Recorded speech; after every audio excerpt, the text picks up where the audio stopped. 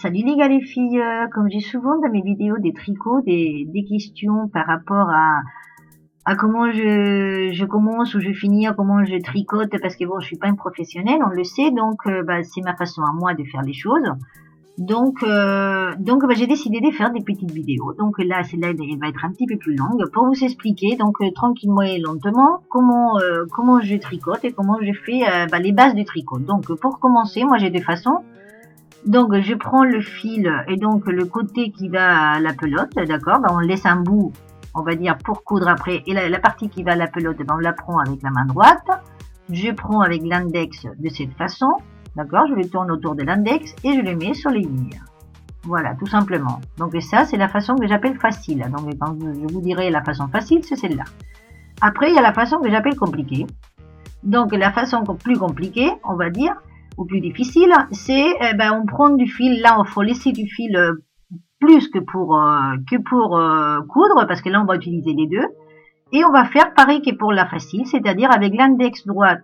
Voilà, on va mettre sur le fil, sur l'aiguille, pardon, mais avant de lâcher, on va passer le fil de gauche. Voilà, on met le fil de droite avec l'index. Après, on passe le fil de gauche et on lâche celui de droite.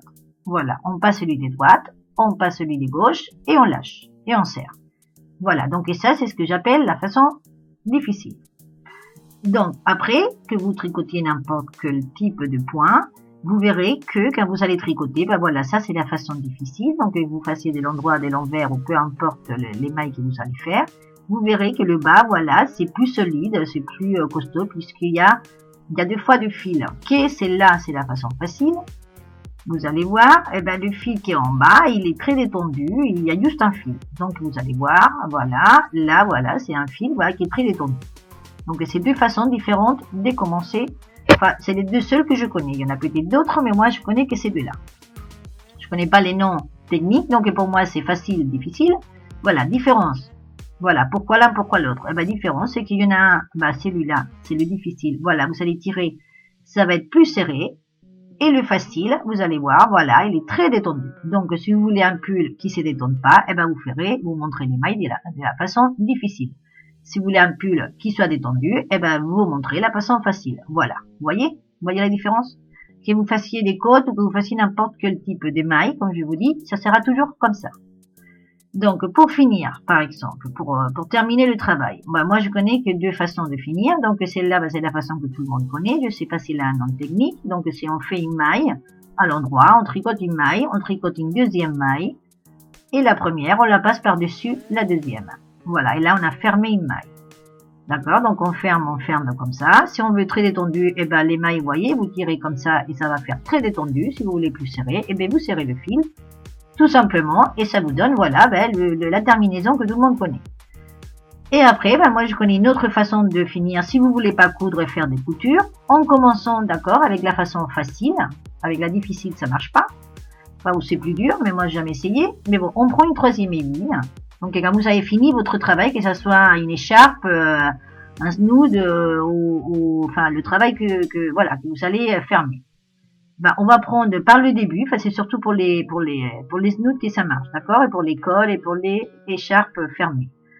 Donc on va prendre avec l'aiguille à la troisième, on va prendre les mailles, voilà, de cette façon. Vous allez voir, c'est très facile, on les voit très bien, on les repère très bien les mailles, on les prend.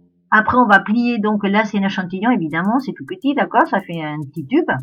Mais bon, quand c'est un grand écharpe, ça fait plus grand. Et après, avec l'autre aiguille, on va prendre la première maille de chaque aiguille, on va la tricoter à l'endroit et on la sort.